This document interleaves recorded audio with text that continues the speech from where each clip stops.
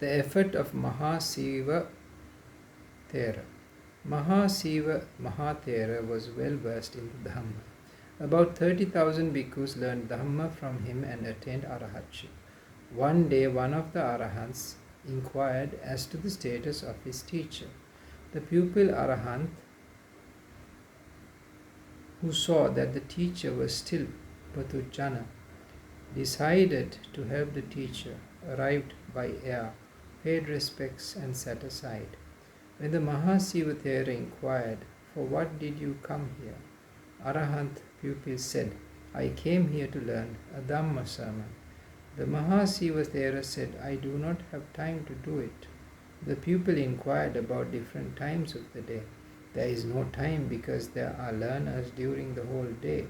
Then the pupil said, "Bhante, everyone should have time to work with wise attention. Do you have time even to die?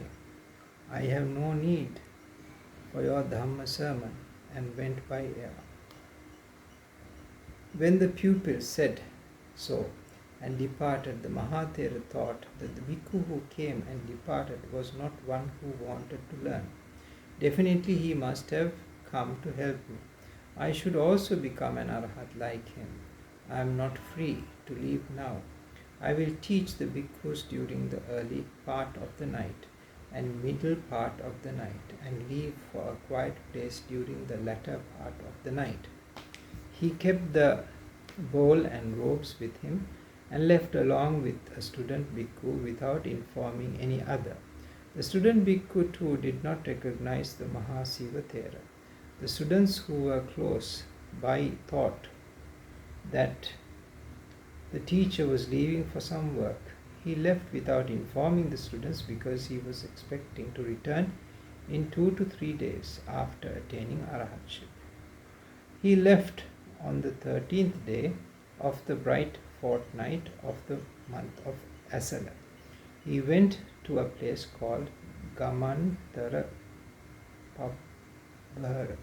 Pabhara and started walking meditation. However, he did not attain Arahatship that day, did not become an Arahat on the 2nd and 3rd days. The 4th day was the date to enter Vasana. He entered Vasana there. As he was not able to attain Arahatship so far, he lived there and meditated with great effort until the end of the Vasana. Nothing special happened, so came expecting. Nothing special happened. I came expecting to attain Arahatship in 2 or 3 days. Still I could not attain Arahatship, even in 3 months. Tears began to pour out from his eyes. When he thought that many of his fellow bhikkhus are ending Vasana in Visuddhi Pavarana, ending Vasa as Arahants. Thereafter, Mahasiva thero thought, I cannot attain Arahatship while living in all 4 postures.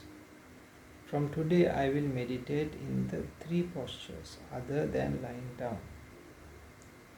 I will not lay my back on a bed without attaining Arahatship. Shall not wash the feet, kept the bed upright and continued bhikkhu practices while living in the other 3 postures. Still he could not attain Arahatship. Tears poured down on the last day of the 2nd Vasana.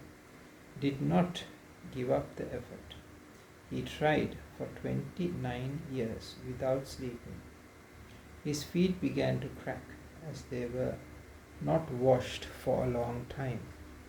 On occasion, the village children sewed up the cracks in his feet using needles. The village children joked among themselves, saying, "May your feet crack like those of Mahasiva thero." On the last day of the 13th Vasana, he thought, I have made effort for 30 years and still not become an Arahat. I will not be able to perform Visuddhi Pavarana with my fellow bhikkhus in this life. Tears started flowing due to the resultant sadness. Then a female deva who was close by started to cry. Then the thero asked, "Who is crying here?" She replied, "I am a deva."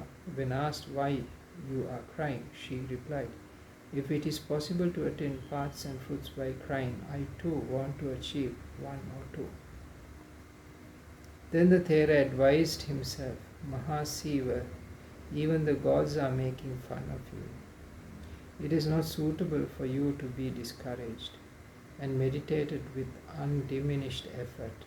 His effort did not become fruitless. He attained arahatship due to the continuous effort made for 30 years.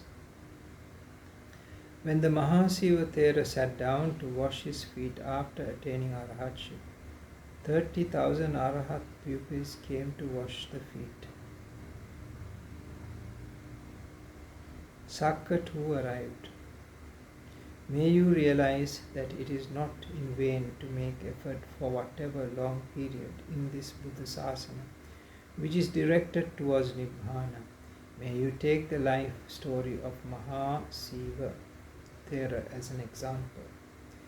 There are people among both the lay and the Sangha who do not engage in any work, waste time lazily, go to people who are engaged in some work and disturb them by engaging in meaningless talk. Bhikkhus who like to work should avoid association with them.